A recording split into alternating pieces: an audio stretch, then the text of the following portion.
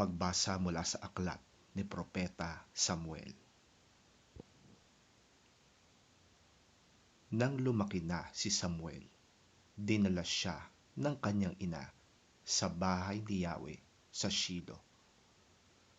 Nagdala pa siya ng 1 torong 3 taon, 5 salop ng harina at alak na nakalagay sa sisidlang balat. Matapos ihandog ang baka, dinala nila kay Eli ang bata. Sinabi ni Ana, "Kung natatandaan ninyo, ako po ang babaeng nakita ninyong nakatayo rito noon at nanalangin kay Yahweh. Hiniling ko sa kanya na ako'y pagkalooban ng anak at binigyan nga niya ako. Kaya naman po, inihahandog ko siya kay Yahweh upang maglingkod sa kanya habang buhay." Pagkatapos nito, sinamba nila si Yahweh.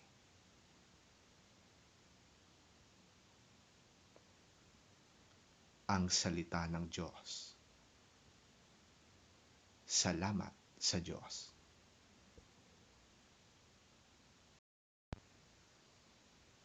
Ang mabuting balita ng Panginoon ayon kay San Lucas. Papuri sa iyo, Panginoon. At sinabi ni Maria, "Ang puso ko'y nagpupuri sa Panginoon, at ang aking espiritu'y nagagalak sa Diyos na aking tagapagligtas, sapagkat nilingap niya akong kanyang abang alipin. Mula ngayon, ang lahat ng tao'y tatawagin akong mapalad dahil sa mga dakilang bagay na ginawa sa akin ng makapangyarihan. Siya'y banal. Ang kanyang kahabagan ay para sa mga tao, at sa lahat ng salinlahing may takot sa kanya. Ipinakita niya ang lakas ng kanyang mga bisig. Nilito niya ang mga may palalong isip.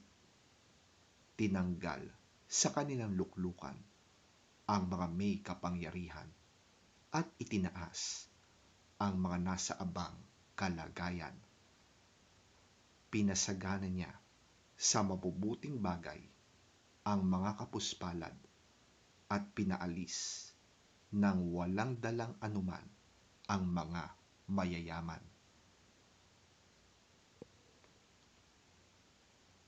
Tinulungan niya ang kanyang bayang Israel at naalala ito upang kanyang kahabagan.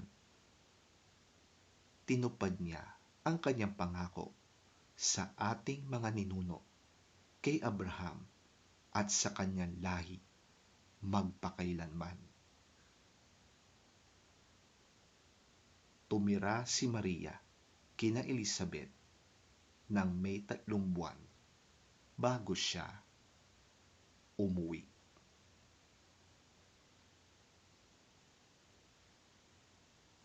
Ang mabuting balita ng ating Panginoon. Pinupuri ka namin, Panginoong Jesucristo. And Mary said, "My soul glorifies the Lord, and my spirit rejoices in God my Saviour, for he has been mindful of the humble state of his servant. From now on, all generations will call me blessed.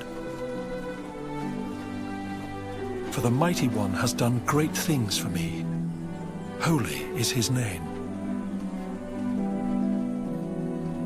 His mercy extends to those who fear him from generation to generation.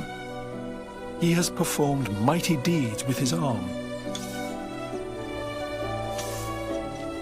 He has scattered those who are proud in their inmost thoughts. He has brought down rulers from their thrones but has lifted up the humble. He has filled the hungry with good things, but has sent the rich away empty. He has helped his servant Israel, remembering to be merciful to Abraham and his descendants forever, just as he promised our ancestors.